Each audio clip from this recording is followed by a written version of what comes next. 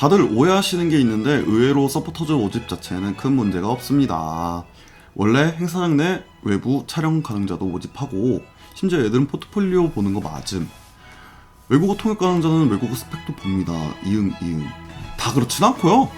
그 몇몇만 그렇습니다. 촬영하시는 분이랑 그리고 외국어 통역 자원봉사로 뽑는 건 멍청한 짓이죠.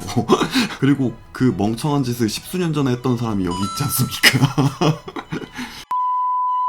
그분들이 잘못한 건 절대 아니에요. 근데 외국어 통역만 가능하다고 해가지고 사실 뽑는 건 정말 위험한 거거든요.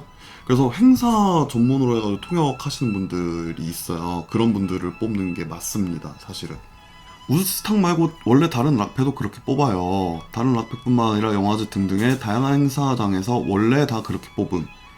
그래서 다들 꿀 빨면서 공연 볼 생각에 갔다가 공연도 못 보고 개고생만 하고 돌아오거나 중간에 도망가는 사람들이 그렇게 많음. 중간에 도망가는 양반들은요, 서포터즈만 많은 게 아니고요, 진행요원도 되게 많습니다. 그래서 진행요원도 아예 뽑을 때 전문 인력업체 분들을 뽑는 때가 되게 많습니다. 저도 그렇게 하고요. 그리고 원래 정상적으로 돌아가는 페스티벌이면 약간 늦긴 하지만 보통 펜타도 한 달 전쯤부터 모집 시작하니 엄청 늦고 그렇다고 보긴 힘든. 아닙니다. 펜타 이번에도 3달 전에 뽑고요. 저희 학생들 중에서도 락커즈 출신인 친구들이 있거든요. 그 친구들도 2개월 전에 3개월 전에 이제 뽑혀서 교육받고 이제 갔다 왔고요. 그나저나 격세지감이랄까요? 펜타가 약간 좋은 예시랄까요? 그렇게 되리라고는 상상도 못했는데. 근데 제가 좀 이상한 건 소정의 활동비 지급 여기임. 원래 다른 페스티벌 서포터즈는 활동비를 주는 게 아니라 봉사 시간을 줌.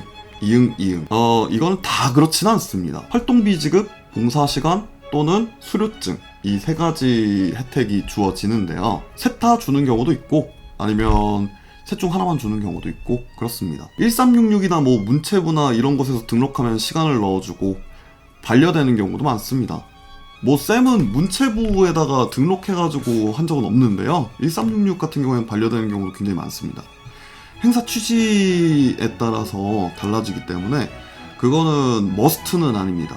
대학생들도 이 봉사 시간을 목적으로 대외활동 스펙 쌓으려고 하는 경우가 많은데 이거 주의해야 될 게요. 자원봉사 같은 경우에는 이력으로 엄청 크게 남는 것도 아니고요. 게다가 잘못 쌓잖아요? 그러면 무조건 탈락입니다. 저의 가설, 우드스탁 측에서 얘네에게 자원봉사 시간을 줘야 하는지 모른다. 어떠한 이유로 문체부에서 지정한 자원봉사 시간을 주는 조건이 맞지 않아? 줄 수 없어서 활동비로 퉁친다. 일단 문체부에서 얘네들한테 줄 리가 없고요. 아시잖아요. 문체부 로고 무단으로 도용했잖아요, 얘네.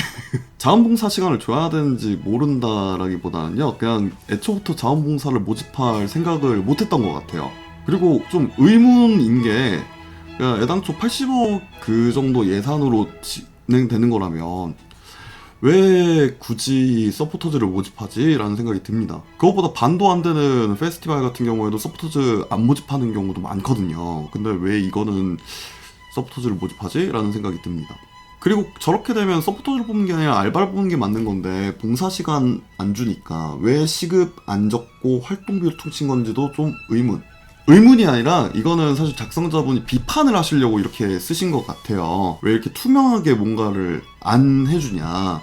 이 부분에서는 얘기를 하자면 소정의 활동비를 지급을 할 때 교통비, 통신비, 그리고 이제 숙소라던가 숙박비 이런 것들로 이제 항목을 나눠서 그 옆에 이제 얼마 지급을 투명하게 이제 공개를 하는 게 사실은 원칙이긴 합니다. 그 원칙대로 잘 안 가는 게 이 축제판의 현실이기도 하고요. 그래서 결론부터 말씀드리자면 사실 소정의 활동비 지급 이런 것도 문제가 안 되고요. 봉사활동 시간 안 준다 이것도 문제가 되진 않습니다. 그만큼 혜택을 준다면 사실 상관없습니다.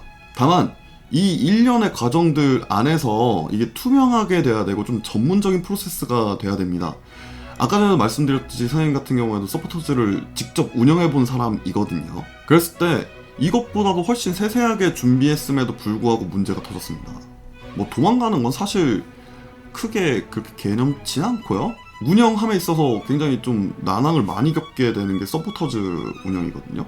그래서 오히려 사실 서포터즈라는 개념 자체를 제대로 된 기획 프로그램에서는 잘 안 쓰려고 많이 노력을 합니다. 실제로 많이 안 쓰는 그런 뮤직 페스티벌도 굉장히 많고요.